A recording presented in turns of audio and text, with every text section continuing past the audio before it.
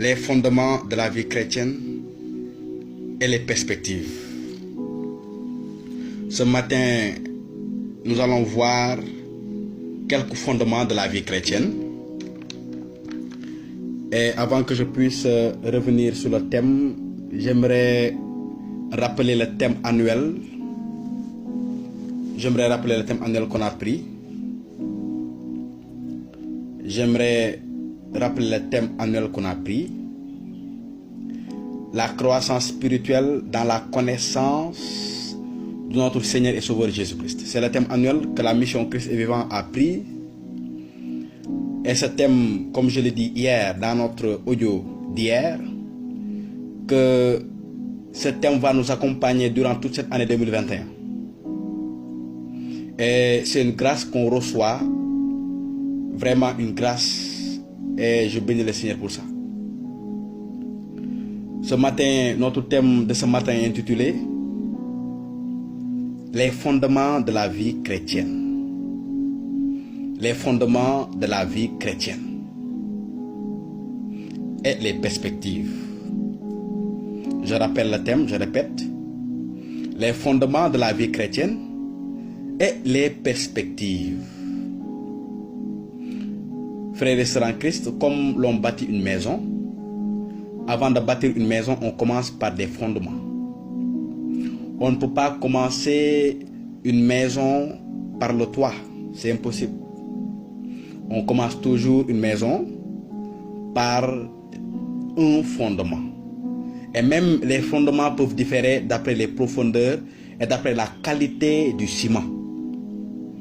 Donc, c'est la même chose dans le domaine spirituel, dans notre vie chrétienne, avec notre Seigneur et Sauveur Jésus-Christ. Il faut savoir que, frères et sœurs en Christ, que notre vie chrétienne doit avoir des bases. Notre vie chrétienne doit avoir des fondements. Et ce sont ces fondements que nous allons voir ce matin. Nous allons entrer dans la révélation de ces fondements ce matin ensemble. Voilà pourquoi le thème de ce matin que le Seigneur nous donne de partager. Et ce thème, nous allons le faire en différentes tranches. Le thème de ce matin, qui est intitulé « Les fondements de la vie chrétienne et les perspectives », va se faire en tranches. Et lorsque je dis tranches, ça va se faire par partie. Ce matin, nous allons faire la première partie et voir deux fondements. Et comme test de base, nous allons aller dans Hébreux chapitre 6, à partir du verset 6, à partir du verset 1 à 3. Il est écrit dans Hébreux chapitre 6, de verset 1 à 3. Mais laissons là les premiers enseignements sur le Christ et passons aux choses plus avancées. Nous n'allons plus établir une fois de plus les bases, c'est-à-dire le renoncement aux œuvres mortes, premier point, la foi en Dieu, deuxième point, la doctrine des baptêmes, troisième point, l'imposition des mains, quatrième point, la résurrection des morts, cinquième point, le jugement éternel, sixième point. Que Dieu bénisse sa parole. Amen. Donc, frères et sœurs en Christ, voici 6 fondements, 6 bases dont notre vie chrétienne, notre vie de foi en Christ, notre vie chrétienne doit se reposer. Donc, voici 6 fondements que je vais répéter. Premier fondement, nous avons le renoncement aux œuvres mortes. Deuxième fondement, nous avons la foi en Dieu. Troisième fondement, nous avons la doctrine des baptêmes. Quatrième fondement, nous avons l'imposition des mains. Cinquième fondement, nous avons la résurrection des morts. Et sixième fondement, nous avons le jugement éternel. Et si vous remarquez notre message d'hier, nous avons parlé sur le jugement éternel, mais nous allons y revenir en profondeur. Premier fondement. Quel est le premier fondement? Le premier fondement, le renoncement aux œuvres mortes. La première question qu'on va se poser, qu'est-ce que le renoncement aux œuvres mortes? Qu'est-ce que le renoncement aux œuvres mortes? Le renoncement aux œuvres mortes, frères et sœurs en Christ, fait appel à 2 piliers. Je répète, le renoncement aux œuvres mortes fait appel à 2 piliers. Que sont la repentance et la conversion. Le renoncement aux œuvres mortes fait appel à deux piliers que sont la repentance et la conversion. En réalité, frères et sœurs en Christ, chers auditeurs de la mission Christ est vivant, il y a une différence entre ce qu'on appelle la repentance et ce qu'on appelle la conversion. Quelle est la différence entre la repentance et la conversion? Pour connaître, pour voir la différence, nous allons aller à la définition, des définitions simples. Première définition, qu'est-ce que la repentance? Se repentir, c'est se détourner de ses péchés. Une définition très simple. La repentance, qu'est-ce que la repentance? Se repentir, c'est se détourner de ses péchés. Quelqu'un qui vient à se repentir, c'est quelqu'un qui vient à se détourner de ses péchés. Et cela, quel que soit le péché qu'il faisait dans le passé. Quels que soient les péchés qu'il faisait dans le passé, lorsque le chrétien ou bien la personne vient à se repentir, il vient à se détourner. Donc la repentance, c'est un détournement. C'est un détournement. En d'autres termes, montrer le dos au péché qu'on faisait dans le passé. Donc voici le premier pilier que fait appel à ce premier fondement qui est le renoncement aux œuvres mortes. Qu'est-ce que la conversion? La conversion, frères et sœurs en Christ, c'est se convertir. Se convertir, c'est de délaisser, abandonner son péché ou bien ses péchés et de ne plus y retourner. Je répète la définition de la conversion. La conversion, c'est se convertir, délaisser, abandonner son péché ou bien ses péchés et de ne plus y retourner. Comme exemple, nous devons prendre l'exemple d'un voleur, quelqu'un qui a l'habitude de voler. La personne ne peut pas voir une chose sans désirer, sans avoir la convoitise de voler la chose. La personne vient un jour, le Seigneur se révèle à lui. Première chose que la personne fait, il se répand. Et on a vu la repentance, c'est lorsque la personne vient à se détourner de son péché, à se détourner du vol. Et deuxième point qu'il va faire, c'est lorsqu'il va abandonner complètement le vol. Donc son péché, c'était le vol. Et la personne vient premièrement à se repentir et deuxièmement à se convertir. Il s'est détourné et il a abandonné le péché. Donc lorsque les deux éléments sont réunis, à ce niveau, à ce stade, on parle du renoncement aux œuvres mortes. Donc, comme je l'ai dit au début, le renoncement aux œuvres mortes fait appel à deux piliers très importants. Premier pilier, c'est la repentance. Deuxième pilier, c'est la conversion. Et on a vu que signifie la repentance. La repentance qui signifie que lorsque la personne vient à se détourner de ses péchés. Et la conversion qui signifie lorsque la personne vient à abandonner le péché qu'il faisait, le péché qui le dominait. Voici le premier pilier, frères et sœurs en Christ. Voici le premier fondement que tout chrétien doit avoir. On ne peut pas dire que nous sommes chrétiens ou chrétiennes sans avoir ce premier fondement. C'est très important. Ce premier fondement qui est le renoncement aux œuvres mortes. Et on a vu que le renoncement aux œuvres mortes fait appel à deux piliers très importants que sont la repentance et la conversion. Et comme exemple, nous allons aller à Actes chapitre 2, verset 37 à verset 38. Il est écrit dans Actes chapitre 2, de verset 37 au verset 38. En attendant cela, tous furent pris de remords. Ils dirent à Pierre et aux autres apôtres: Frères, que devons-nous faire?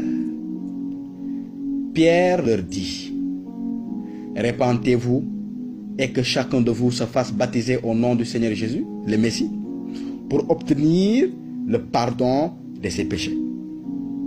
Donc, frères et sœurs en Christ, nous voyons, nous entendons au travers de la bouche de Pierre, ça c'était juste après la venue du Saint-Esprit, le jour de la Pentecôte. Pierre qui a ces paroles et dit aux Juifs et aux autres personnes qui sont venues à Jérusalem, Pierre les dit: Repentez-vous et que chacun se fasse baptiser au nom du Seigneur Jésus. Donc, Pierre revient à ce premier fondement qui est la repentance. qui est la repentance, le renoncement aux œuvres mortes. Dans Actes chapitre 3, verset 19, il est aussi écrit, il faut donc vous repentir. Ça, c'est Pierre encore qui parle. Il dit aux Juifs et aux autres qui entendaient sa parole, il dit, Actes chapitre 3, verset 19, il faut donc vous repentir et vous convertir pour que vos péchés soient effacés. Vous voyez, frères et sœurs en Christ, Pierre vient et cite deux éléments très importants, comme on l'a vu au début. Pierre qui dit d'abord, il vous faut donc vous repentir, 1, et vous convertir, 2, pour que vos péchés soient effacés. Donc, avant que l'on parle de pardon des péchés, avant que l'on parle de pardon de nos fautes, il faut que ces deux piliers soient en œuvre. Et ces deux piliers sont la repentance et la conversion. On ne peut pas parler de renoncement aux œuvres mortes sans ces deux piliers, que sont la repentance et la conversion. On ne peut pas parler. On ne peut pas parler. On ne peut pas parler d'une vie chrétienne sans qu'il y ait repentance d'abord et conversion. On ne peut pas parler de vie chrétienne sans ces deux éléments. Et ces deux éléments, frères et sœurs en Christ, qui nous amènent à ce premier fondement. Et ce premier fondement qui est quoi? Le renoncement aux œuvres mortes. Matthieu chapitre 5, verset 17. Dans Matthieu chapitre 5, verset 17, il est écrit, dès ce moment, Jésus commença à proclamer son message. Il disait, convertissez-vous, car le règne de Dieu est là. Ça, ce sont les paroles de Christ lui-même, notre Seigneur et Sauveur. Il dit, convertissez-vous, car le règne de Dieu est là. Donc, ce qui signifie, mes frères et sœurs en Christ, on ne peut pas parler de renoncement aux œuvres mortes sans repentance et conversion. Hébreux 9, 13, 14. Qu'est-ce qui est écrit? Hébreux chapitre 9, verset 13 à 14, il est aussi écrit, le sang des taureaux et des boucs et l'aspersion avec le cendre d'une vache peuvent redonner à ceux qui sont souillés une pureté tout extérieure. Mais bien plus sûrement, le sang du Christ, qui s'est offert lui-même à Dieu par l'Esprit éternel, comme une victime sans tache, lavera notre conscience des œuvres de mort. Vous voyez, frères et sœurs en Christ, qu'est-ce qui est écrit en Hébreux chapitre 9, verset 13-14? Il est écrit, lavera, qui? Jésus-Christ, lavera notre conscience des œuvres de mort. Et ces œuvres de mort, ce sont les œuvres mortes. Les péchés que l'on faisait dans le passé. Signifie aussi que les œuvres mortes affectent notre conscience. Voilà pourquoi la Bible nous dit, Hébreux chapitre 9, verset 14, Christ lavera par son sang notre conscience des œuvres de mort pour que nous servions le Dieu vivant. Et comme je l'ai dit, cela montre que les mauvaises œuvres, que les œuvres mortes affectent notre conscience. Et voilà pourquoi, frères et sœurs en Christ, la parole de Dieu nous amène toujours à garder une très bonne conscience. En d'autres termes, de ne pas accepter toute parole de condamnation, de ne pas accepter toute parole de jugement et de condamnation venant de l'ennemi. Il est important à noter aussi, frères et sœurs en Christ, ce qui résume ce premier fondement, qui est le renoncement aux œuvres mortes. La repentance et la conversion aboutit au pardon des péchés. Toi chrétien, toi chrétienne, lorsque ce premier fondement est dans ta vie, lorsque ce premier fondement qui est le renoncement aux œuvres mortes est dans ta vie, et comment tu peux savoir que ces deux fondements, que ce fondement est dans ta vie? Tu viens à savoir que ce fondement est dans ta vie, le renoncement aux œuvres mortes, que lorsque tu as remarqué, lorsque tu viens à te repentir, et lorsque tu viens à te convertir. Maintenant, la question que je te pose, t'es-tu repenti? T'es-tu converti? Et lorsque je dis t'es-tu repenti ou t'es-tu converti, je dis, t'es-tu détourné de ton péché? As-tu abandonné ton péché? Tu avais comme péché le mensonge. T'es-tu détourné du mensonge? As-tu abandonné le mensonge? Alors, si tu vas toujours être dans le mensonge, il faut savoir, frère, que ce renoncement, que ce premier fondement, qui est le renoncement des œuvres mortes, n'est pas applicable dans ta vie. Il faut qu'il y ait repentance, il faut qu'il y ait conversion. Donc c'est quelque chose de très important, frères et sœurs en Christ, à noter. Le premier fondement dans notre vie chrétienne, en Christ, c'est le renoncement aux œuvres mortes. sur le renoncement aux œuvres mortes. Deuxième point, tel qu'il est écrit dans Hébreux chapitre 6, du verset 1 à verset 3, le deuxième fondement de la vie chrétienne, c'est la foi en Dieu au travers de son Fils Jésus-Christ. Voici le deuxième point, voici le deuxième fondement de la vie chrétienne. Et ce deuxième fondement, c'est la foi en Dieu au travers de son Fils Jésus-Christ. Il est important à noter, frères et sœurs en Christ, avant que je puisse continuer. L'on ne peut pas dire la foi en Dieu sans croire en son Fils unique, Jésus-Christ. Cela est impossible. Cela rejoint tout simplement le message que j'ai eu à faire sur la foi qui sauve. Et la foi qui sauve que j'ai dit, c'est la foi qui se base sur Jésus-Christ. Sur Jésus-Christ, le Fils de Dieu, le Messie, le Seigneur et Sauveur. Et on a eu à remarquer au travers de ce message qu'on a eu à faire que la foi qui sauve, que Dieu le Père a tout mis, l'œuvre du salut, entre les mains du Fils, Jésus-Christ lui-même. Donc on ne peut pas parler de foi en Dieu sans croire en son Fils unique Jésus-Christ. Cela est impossible. Donc voilà pourquoi, frères et sœurs en Christ, nous devons davantage nous fonder dans cette foi en notre Seigneur et Sauveur Jésus-Christ. C'est quelque chose de très important à savoir vraiment, afin que nous, chrétiens, que nous puissions mettre notre foi en Dieu au travers de Jésus-Christ. Parce que l'œuvre du salut est désormais, je dis, est désormais entre les mains du Fils. Sans la foi, frères et sœurs en Christ, au Fils unique de Dieu, Jésus-Christ, la porte du salut est fermée. Et à noter, la foi en Christ est l'une des clés qui ouvre la porte du salut. C'est quelque chose de clair. Jean 3, verset 16, qu'est-ce qu'il est écrit? Dans Jean 3, verset 16, il est écrit: oui, comme Dieu a aimé le monde, il a donné le Fils unique, pour que celui qui croit en lui ait la vie éternelle et n'ait pas à sa perte. Je répète, Jean 3, verset 16. D'autres versions disent: car Dieu a tant aimé le monde, qu'il a donné son Fils unique Jésus, afin que quiconque croit en lui ait la vie éternelle et ne périsse point. Afin que quiconque croit en qui? En lui, au Fils. Voilà pourquoi ce deuxième fondement doit se trouver dans notre foi, dans notre vie chrétienne en Christ. Après le renoncement aux œuvres mortes au travers de la repentance et de la conversion, il y a la foi qui vient. Voilà pourquoi la Bible nous dit que nous devons mettre la foi en Christ afin d'être sauvés. Jean 5, 24, il est dit quoi?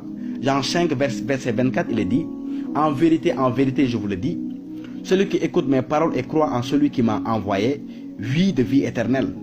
Il n'a plus à être jugé, car il est passé de la mort à la vie. Vous voyez, frères et sœurs en Christ, que celui qui met sa foi en Christ, le Fils de Dieu, il passe directement de la mort à la vie. Signifie qu'il n'y a pas d'intermédiaire. L'enfant de Dieu, le chrétien ou bien la chrétienne, tout juste après sa mort naturelle, passe directement à ce qu'on appelle la vie. Qu'est-ce qui lui donne accès à cela? C'est la foi qu'il met en Christ, le Fils de Dieu lui-même. Jean 5, verset 24, nous le prouve. De Jean 6, verset 40. Qu'est-ce qui est écrit dans Jean 6, verset 40? Il est écrit dans Jean 6, verset 40. Oui, c'est la volonté de mon Père que quiconque voit le Fils et croit en lui doit vivre de vie éternelle.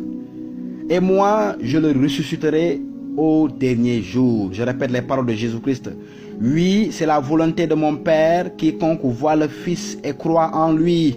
Il dit, c'est la volonté de mon Père. Voilà pourquoi on a dit au début que l'œuvre du salut est maintenant, est désormais maintenant entre les mains du Fils. Et Christ vient à le confirmer dans Jean 6, 40. Il dit, la volonté du Père, c'est que l'on croit au Fils, afin que l'on connaisse la vie éternelle. Afin qu'on ait la vie éternelle. Ça, ce sont les paroles de Christ. Ce ne sont pas mes paroles.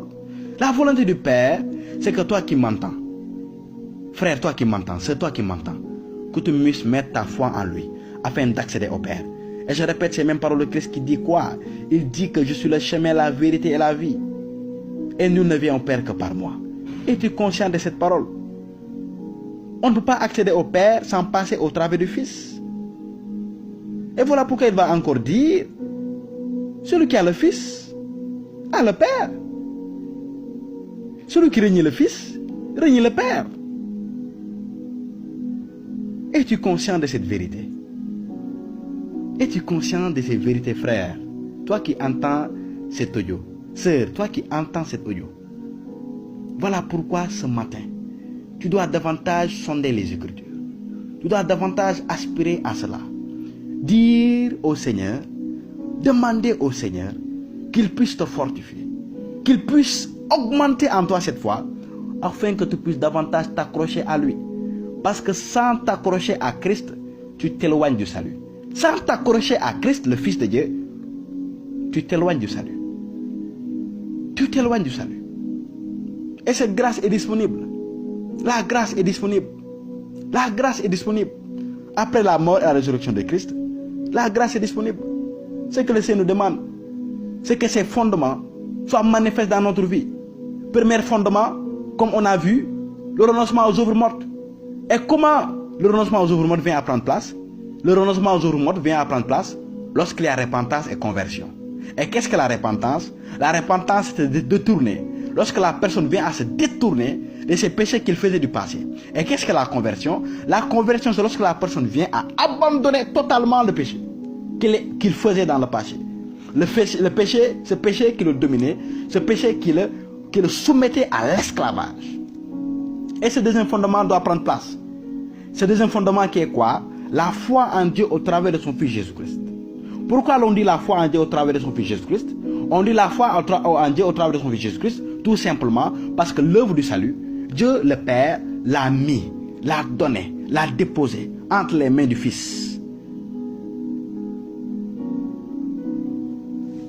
Jean 12, 44, qu'est-ce qui est écrit? Jean 12, 44, il est écrit: Or Jésus a dit bien haut. Je répète ce qu'on dit la parole. Or Jésus a dit bien haut: celui qui croit en moi ne croit pas seulement en moi, mais en celui qui m'a envoyé. Voici pourquoi le monde ne peut pas accepter Christ. Le monde accepte Dieu.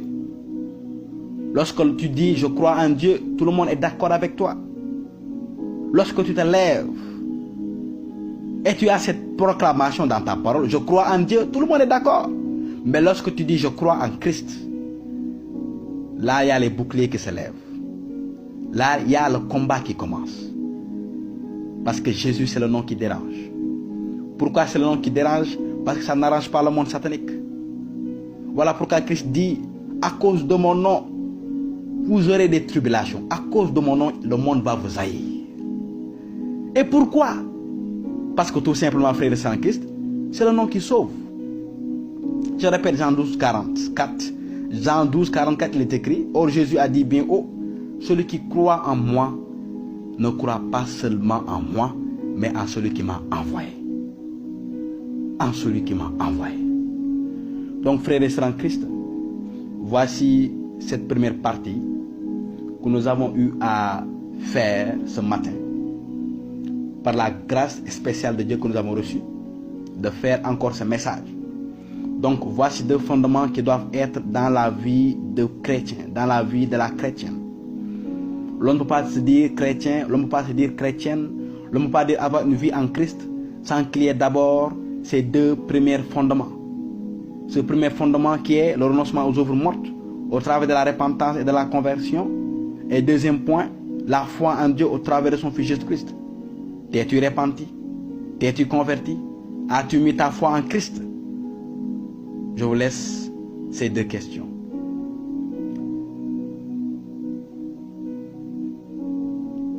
Et frères et sœurs en Christ, nous allons terminer par cette prière. Si vous entendez ce message, que vous savez que vous devez vous repentir de quelque chose, quel que soit ce péché, que vous savez que vous devez vous repentir, vous convertir, quel que soit ce péché, je ne connais pas votre péché. Mais le Seigneur connaît, parce qu'il sonde les cœurs et les reins. Ce péché qui vous fatigue, ce péché que vous voulez délaisser, aujourd'hui le Saint-Esprit est là pour vous aider, pour vous fortifier, pour vous injecter sa puissance. Le sang de Christ est là disponible, afin de vous laver, vous purifier, de vous sanctifier. Ne dites pas, que je ne suis pas digne. Ne dites pas que j'ai fait tant de péchés, le Seigneur ne peut pas me pardonner. Le Seigneur peut vous pardonner. Le Seigneur nous pardonne. Voilà pourquoi Ephésiens 1,7 nous dit quoi? En lui, par son sang, nous sommes délivrés et nos péchés nous sont pardonnés selon la richesse de sa grâce. La grâce est disponible pour te pardonner ce matin. Voilà pourquoi je te demande, frère, sœur, s'il y a un péché qui te fatigue, ce matin demande l'aide et l'appui du Saint-Esprit. Ce n'est ni par la force, ni par la puissance, mais par l'Esprit de Dieu. Ce n'est ni par la force, ni par la puissance, mais par l'Esprit de Dieu. Dispose ton cœur, demande au Saint-Esprit de venir. Dis, Saint-Esprit, déclare avec moi. Glorieux Saint-Esprit, viens m'aider ce matin. Glorieux Saint-Esprit, viens m'aider ce matin. Saint-Esprit, tu vois ce péché qui me fatigue. J'ai besoin de ton aide. J'ai besoin de ta puissance afin de sortir de ce péché. Saint-Esprit, ce matin, injecte-moi de ta puissance. Injecte-moi de tes capacités. Injecte-moi de ton feu afin que ce péché, sa puissance dans ma vie soit brisée maintenant et à jamais au nom puissant de Jésus-Christ.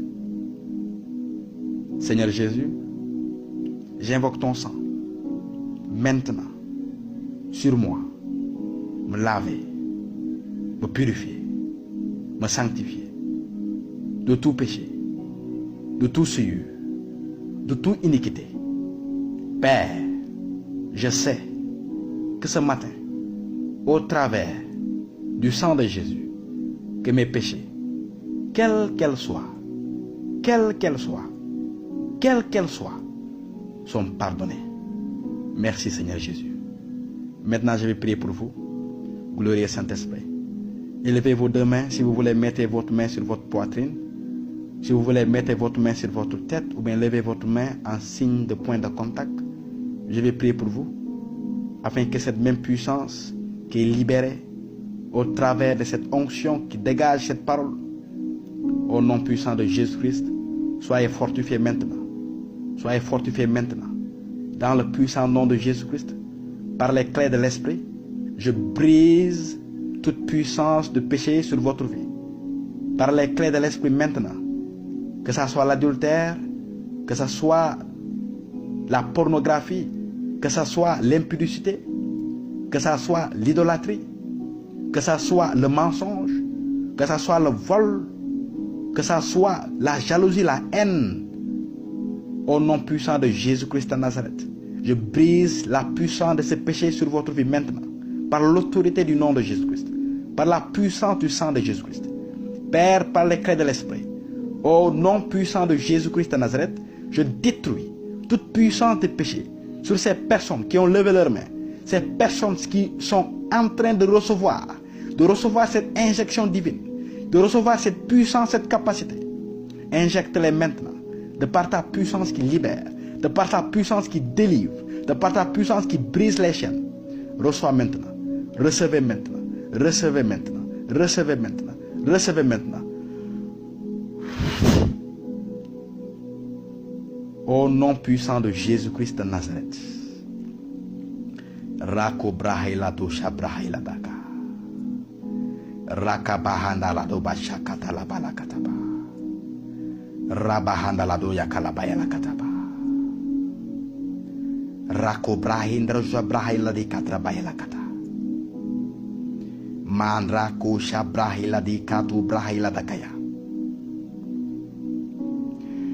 Je veux parler à ce frère qui est en train d'écouter ce message. Dans le passé, ce qui te fatiguait, c'était la pornographie. Et tu ressens par moment une force, et même des fois, tu peux même entendre une voix qui te dit de retourner sur tes anciennes habitudes, sur ces œuvres mortes, qui est de regarder ces films obscènes. la puissance de Dieu te visite maintenant. La puissance de Dieu te visite maintenant. L'onction de Dieu qui brise le joug repose sur toi maintenant. Maintenant. Maintenant. Maintenant. Et la puissance de ce péché, la puissance de ce désir, de cette soif négative, démoniaque, est brisée maintenant. Au nom puissant de Jésus-Christ de Nazareth. Maro Shabrahila Dabakala Raka Bahaila Dosha Katala Bayanakata Rabo Shabrahila di Karada Bayanakata. Je vois une femme. Et toi, sœur, tu vas te remarquer parce que tu as levé ta main droite. Et je vois sur ta main droite comme une sorte d'anneau, de bouclier. C'est comme un bracelet, très bien. Tu as levé ta main droite, tu es une femme, tu as levé ta main droite. Et tu vas te remarquer parce que sur ta main droite, je vois un bracelet. Le Seigneur me dit de te dire que la situation que tu vis prend fin. Que la situation, la souffrance que tu vis prend fin maintenant. Voilà pourquoi reçois cette parole qui te délivre de la situation là où tu étais. Le Seigneur me dit, je répète, il te dit que la situation que tu étais prend fin maintenant. Au nom puissant de Jésus-Christ de Nazareth.